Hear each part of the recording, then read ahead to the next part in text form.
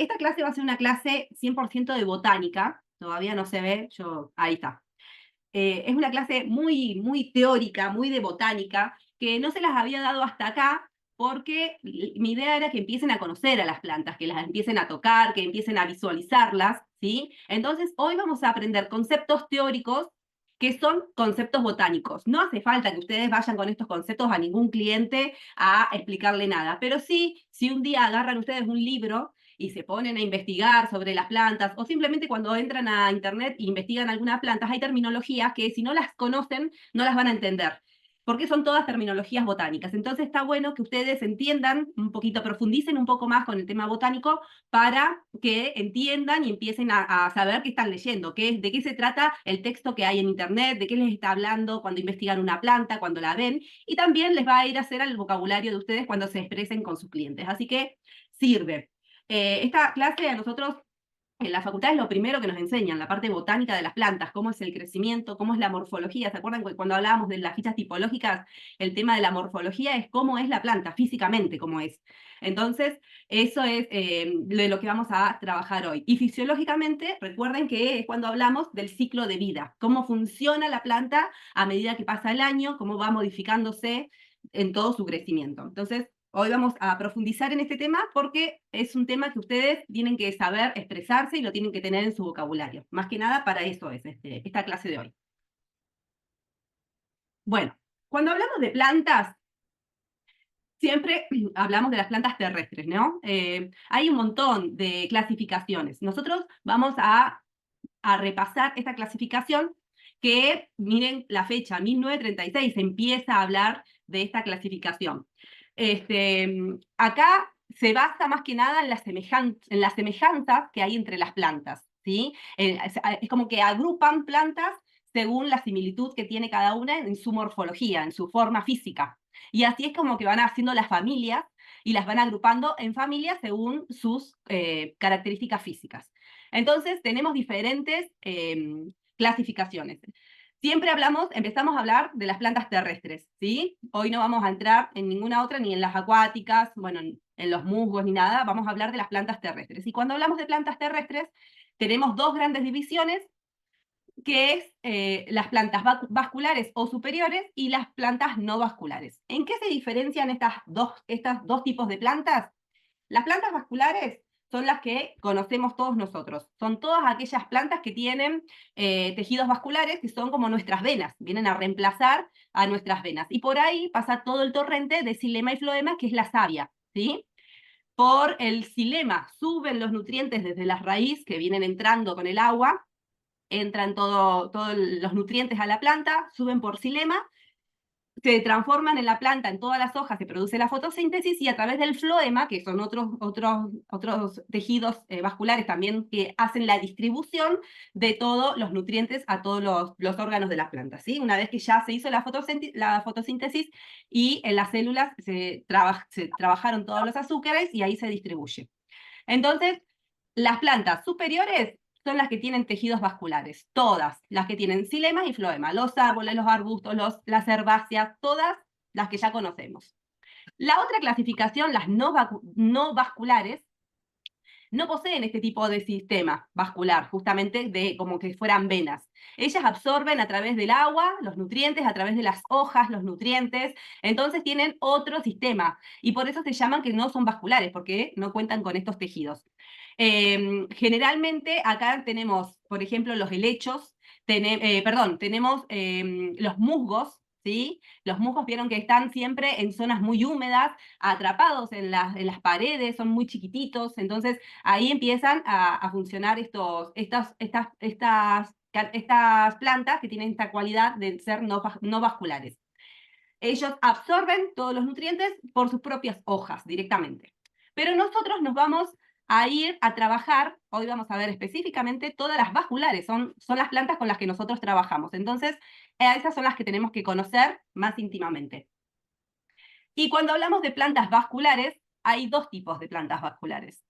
Un tipo es las plantas que producen semillas y otros son las que no tienen semillas. Las que producen semillas se llaman espermatofitas, por esto de esperma, ¿sí? De la semilla, que es el espermato, y fitas viene de filo de planta, ¿sí? De verde. Y las que no producen semillas son las terófitas. Así que las terófitas son los helechos, por ejemplo, que si ustedes dan vuelta a un helecho atrás, van a ver que tienen como unos puntitos negros. Bueno, esas son esporas. Lo que producen estas plantas son esporas, es como si fuera un hongo. Van largando esas semillitas, esas esporas, y a medida que van largando, ahí es donde crece una planta nueva. Pero no tienen el proceso de germinación de los óvulos, de que se tenga que formar una semilla, de la fecundación, no tiene ese proceso. Entonces, por eso es que se hace la diferenciación. Y acá también nosotros nos vamos a dedicar ampliamente a las espermatofitas, porque son la mayor cantidad de plantas que conocemos. Dentro de las terófitas, las únicas que por ahí podemos llegar a trabajar son los helechos propiamente, pero es muy raro encontrar plantas de este tipo, así que nosotros nos dedicamos más que nada a las que están arriba del todo, que son las plantas con semillas, que se llaman espermatofitas. Entonces, venimos trabajando con las plantas terrestres, nosotros vamos a trabajar con las plantas vasculares y dentro de las vasculares vamos a trabajar con las espermatofitas. Dentro de las espermatofitas hay dos clasificaciones más, las gimnospermas y las angiospermas, ¿sí? Las gimnospermas producen semilla, pero sus semillas siempre están en un receptáculo que es como que está al aire libre. Yo ahora se los voy a mostrar con fotos y todo para que ustedes me entiendan, pero no producen flores. Y las angiospermas sí producen flores, producen frutos y la semilla generalmente está protegida. Bueno, ahora para traducirles todo esto vamos a las fotos, así me entienden bien.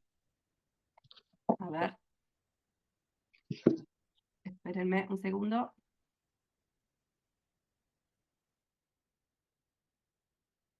Ahí estamos.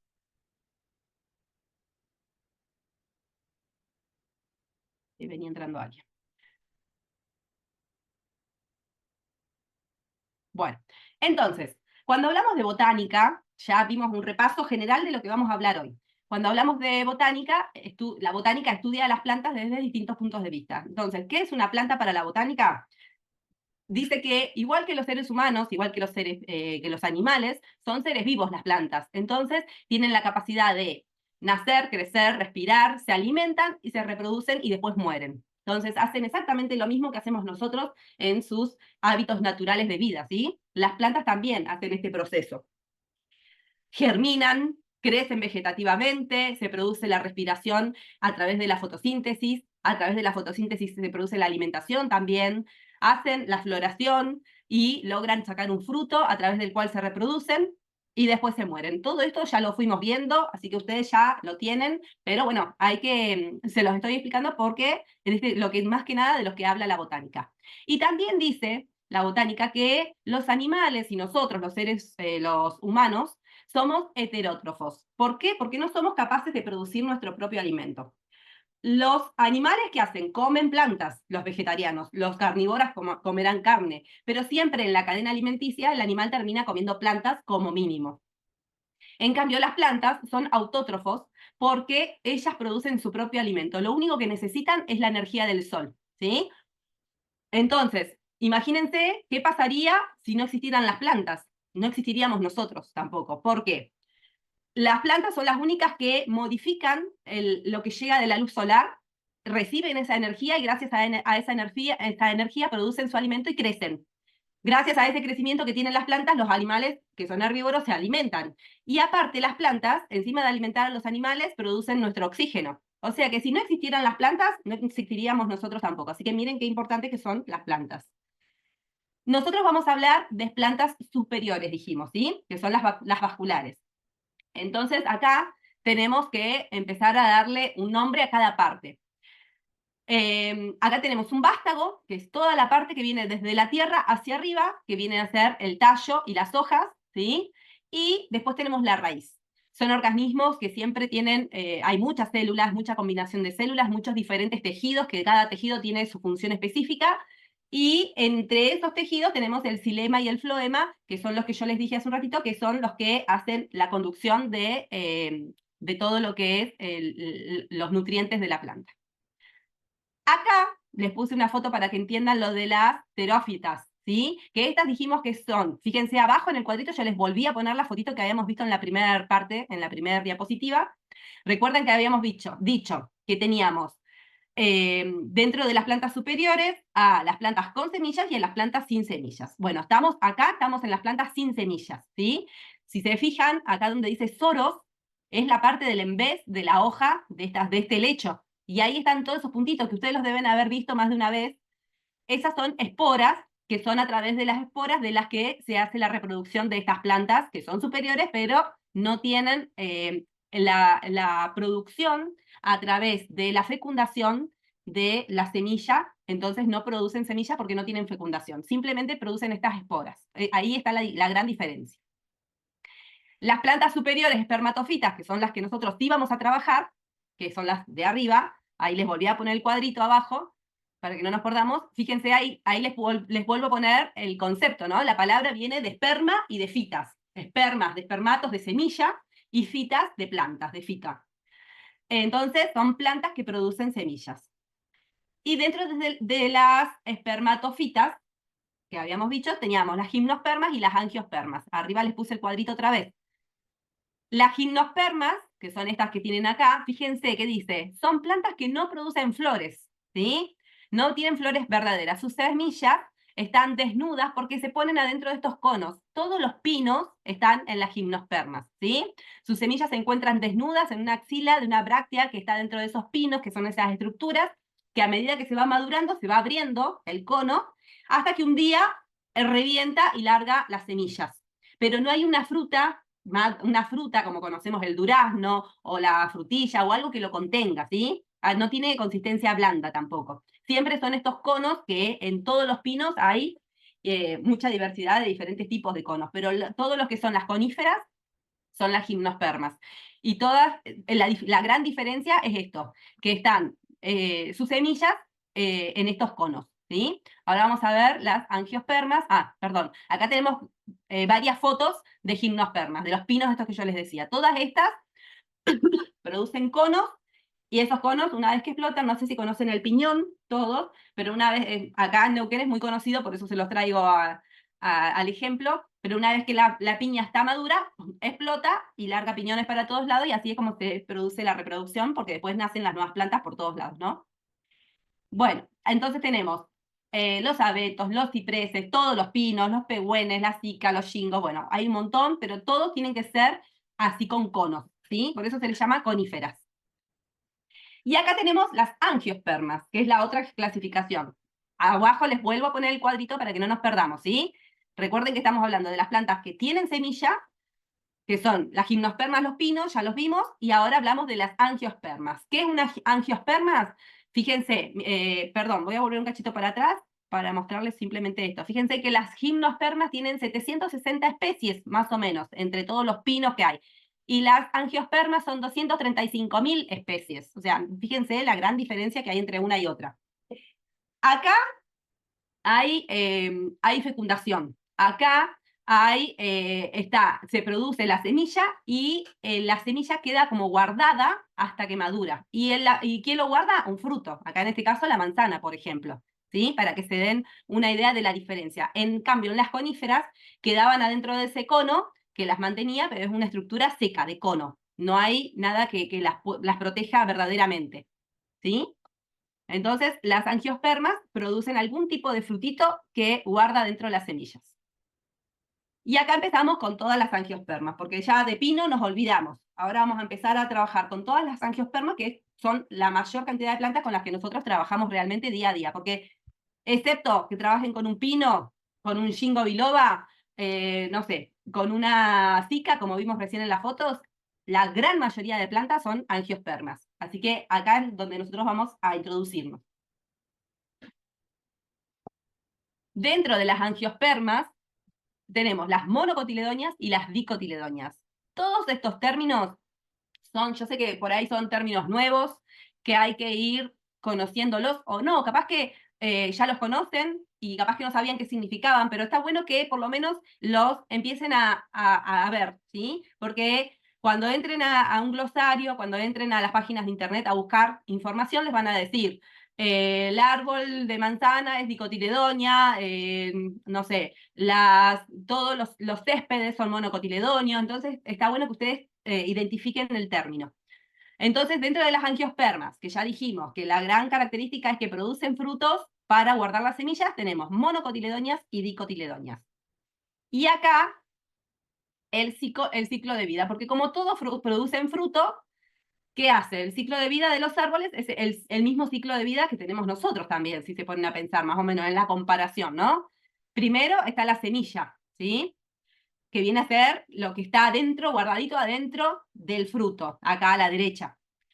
Entonces sale la semilla de ese fruto, una vez que madura, se abre ese caparazón, en este caso es una bellota, sale la semilla, empieza a germinar, la germinación. Una vez que empieza a crecer la planta, la plántula, se le llama plántula cuando está recién germinando, crece el árbol, se hace un árbol grande y después de varios años, ya cuando es maduro, empieza a florecer. Y después con la floración se produce la polinización, porque se juntan la flor del macho, fíjense que está la flor del macho y la flor de la hembra ahí, ¿sí? En el dibujo de arriba del todo. Entonces, se hace la polinización a través del polen, justamente he dicho, que los polinizadores pasan el polen de una flor a la otra y vuelve a surgir otra vez el fruto. Y así, sucesivamente, es el ciclo de vida de las plantas. Igual que sería el ciclo de vida del humano, ¿no? Entonces, empezamos a dividirnos por partes. Vamos a hablar primero de la raíz. ¿Qué es la raíz de todas las plantas? Siempre hablando de las angiospermas, ¿sí? Que producen un fruto para proteger a esa semilla.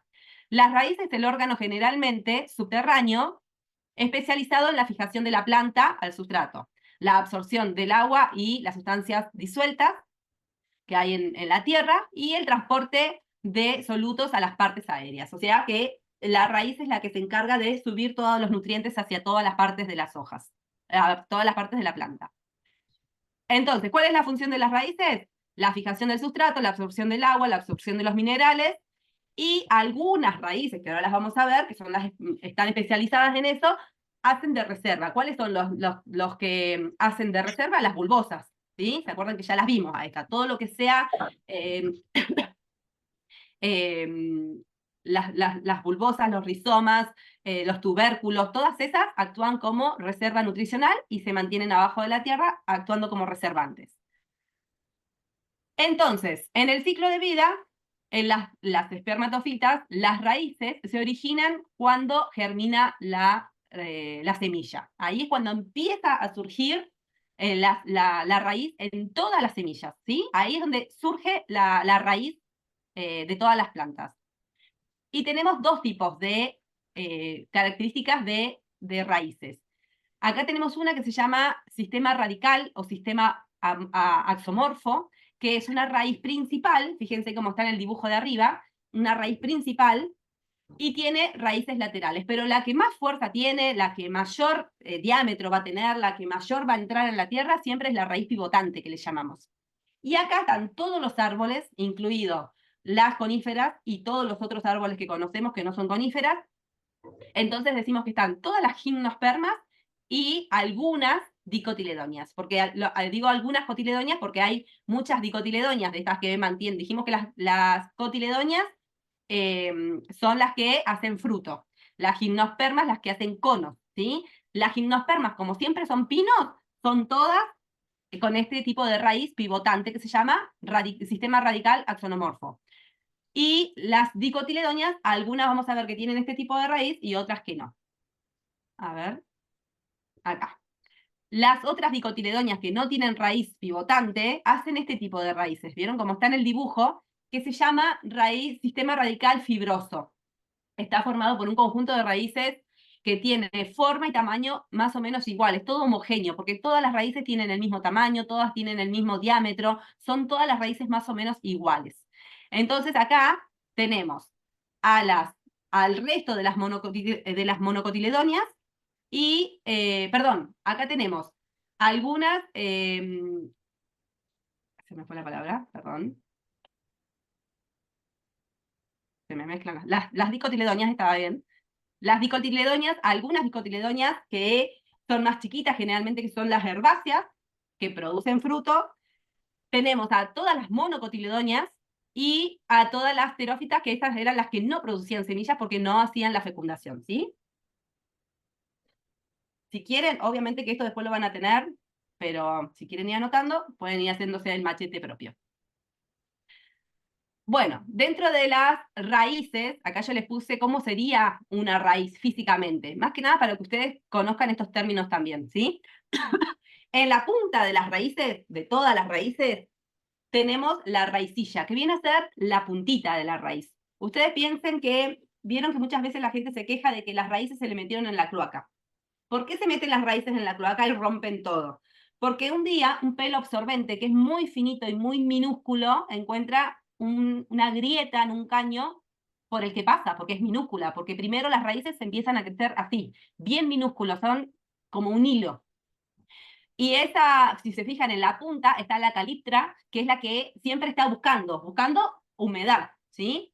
Entonces, ese pelito de una raíz se mete a través de un caño. Resulta que absorbe líquido, líquido, líquido, líquido, y por supuesto empieza a crecer la raíz. La raicilla se convierte en raíz.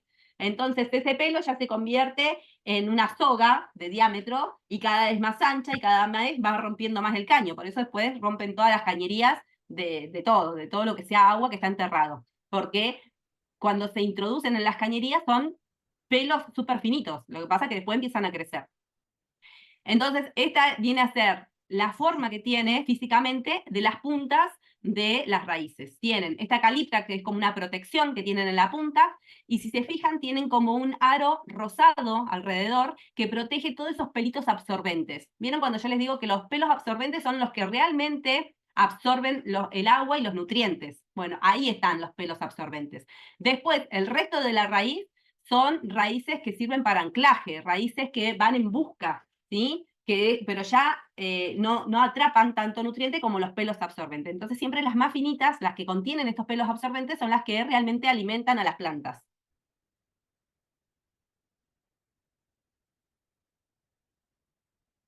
Y acá volvemos con esto que les decía hoy. Esta diapositiva es una de las más importantes como para hacerles un resumen de todo lo que yo vengo diciendo, ¿sí? La morfología radical nos sirve para diferenciar grupos vegetales. Entonces, ¿qué estoy diciendo ahí? La morfología, estamos hablando de la forma de las raíces, la forma radical, la forma de las raíces nos sirve para diferenciar los grupos vegetales de plantas. Dijimos que tenemos las gimnospermas, que son los pinos. Esas plantas siempre tienen raíz pivotante, que es la raíz que va hacia abajo, una sola raíz y tiene algunas raíces que salen para los costados, pero siempre tiene una raíz principal, raíz pivotante o axonomorfa. Las angiospermas, que son las que producen el fruto para encerrar a la semilla, se dividen en dicotiledonias y monocotiledonias. Las dicotiledonias tienen la raíz pivotante igual que las angiospermas, que son generalmente los árboles, que producen manzanas, los frutales, ¿sí? No sé, los sauces, los álamos, todos esos tienen raíz pivotante, son dicotiledonias. Y los monocotiledonias son los que tienen raíz fasciculada, los que tienen raíz en forma de cabellero, que todas las raíces son iguales y simplemente no hay ninguna que se destaque, son todas iguales, mucha cantidad, pero todas iguales. Así que si quieren, acá tienen un gran resumen de cómo diferenciamos los grupos vegetales. Bueno, y para seguir hablando de las raíces, ya dijimos que son órganos subterráneos que nos sirven para la absorción de de los nutrientes. Y acá empezamos a diferenciar también, ¿no? Todas las raíces, ¿dónde dijimos que nacen? Todas las raíces nacen en la semilla, ¿sí? Fíjense en esta semilla que está guardadita, el cotiledón se llama, que es la primer raíz que va a salir de adentro de la semilla. Está guardada la raicilla ahí y es lo primero que va a salir junto con las dos primeras hojitas que se llaman cotiledonias, ¿sí? En los árboles de dicotiledonias y gimnospermas, hablamos de árboles, dijimos que tienen raíz pivotante, ¿sí?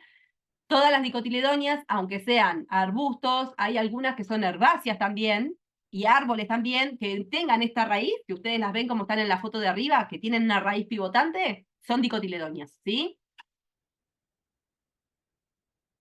Ah, y acá les puse, perdón, ¿qué pasaría si este árbol no tuviera esas raíces tan profundas. Imagínense con ese ventarrón que hay, se iría, se volaría, porque acá también las raíces funcionan de soporte. En cambio acá tenemos a las monocotiledonias. Fíjense qué diferentes que son estas raíces que son en forma de cabellera, ¿sí? Acá tenemos hierbas, tenemos las plantas más bajitas, todas las herbáceas prácticamente, y tenemos todas las espitosas. Todas las espitosas entran acá en este tipo de raíces, que se llama raíces de cabellera. Ahí vamos a ir viendo por qué se llaman así. Recuerden esto que dijimos de que todas las raíces, sean dicotiledonias o monocotiledonias, nacen en la semilla, ¿sí? Por eso yo les puse acá las diferentes germinaciones. Siempre hay una raíz que nace de adentro de la semilla. La gran diferencia entre las monocotiledonias y las dicotiledonias es que las dicotiledonias nace la raíz pivotante y sigue creciendo hasta que llega a lo más profundo y se hace una raíz fuerte, segura y siempre hacia abajo, ¿sí? En cambio, en la semilla de las monocotiledonias nace esa raíz pivotante, pero enseguida se pierde. Enseguida se rompe y a la planta le empiezan a salir desde el tallo un montón de raicillas. Entonces ahí es cuando se forman las raíces fibrosas o de cabelleras, que le llaman, ¿sí? Estas son las plantas monocotiledonias, pero a la dicotiledonia le nace la raíz bien pivotante hacia abajo.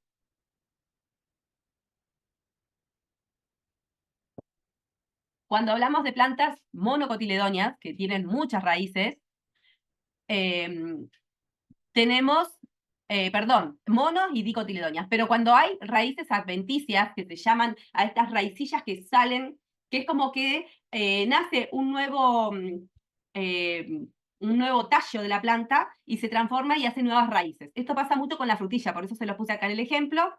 En esta planta que está arriba, que no me acuerdo el nombre tampoco ahora, pero también hace el mismo sistema, son raíces adventicias. Es como que nace una parte, un tallo nuevo, que va a generar nuevas raíces. Y así es que se pueden lograr la multiplicación de estas plantas. Son muy fáciles de multiplicar por estolones, que le solemos decir. Esas son las raíces adventicias para que ustedes las reconozcan. Pero sí, cuando hablamos de raíces adventicias, si nos vamos a la planta de frutilla, bien abajo, fíjense que es perfecta cómo se diferencia la parte que va hacia arriba de la parte que va hacia abajo. Bueno, desde los tallos nacen las raíces. Esas son todas raíces adventicias. Más se diferencian en estos nuevos tallos que logran nuevas plantas.